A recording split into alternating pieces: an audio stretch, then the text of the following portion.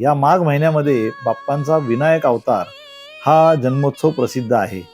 आणि काय आहे याची कथा?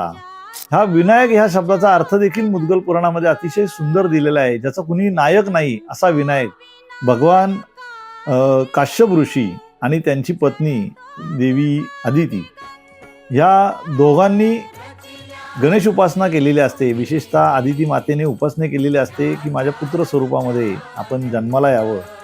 त्यामुळे भगवान काश्यप ऋषी हे देवी आदितीला गणेश उपासना देतात आणि ती गणेश उपासना माता करते आणि गणपती बाप्पा प्रसन्न होऊन त्यांच्या घरी पुत्र रूपामध्ये येतात आणि तोच हा विनायक अवतार।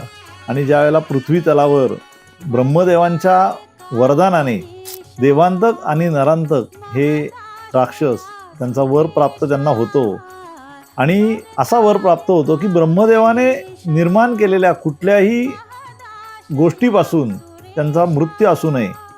ते नागलोकावर विजय मिळवतात, पृथ्वी तलावर मनुष्यांवर विजय मिळवतात, सगळे हाहाकार माजतो। ह्या देवांतक आणि नरांतक राक्षसाला त्याचा वध करण्यासाठी त्यांची जी कार्यकारिणी शक्ती आहे देवी सिद्धी हिच्यापासून सैन्य तयार केलं। म्हणजे एक आपण म्हणतो एक महिलेपासून सैन्य तयार झालेली ही अद्भुत अशी घटना आहे कृतयुगातली, सत्ययुगातली। आणि त्या माध्यमातून ह्या राक्षसांचा, दोन्ही राक्षसांचा वध हे भगवान विनायक करतात। ब्रह्मदेवाने निर्माण केलेल्या कुठल्याही गोष्टीपासून मृत्यू नसावा याचा अर्थ असा की गणपती बाप्पा भगवान श्री गणेश हे सर्वपूज्य सर्वाधिपूज्य आणि हे ब्रह्मणस्पती आहेत। त्यांच्यापासनं ही सर्व सृष्टी देवता ईश्वर महेश्वर हे निर्माण झालेले आहेत आणि ते दर्शवण्याकरता हा विनायक अवताराचं प्रयोजन आहे।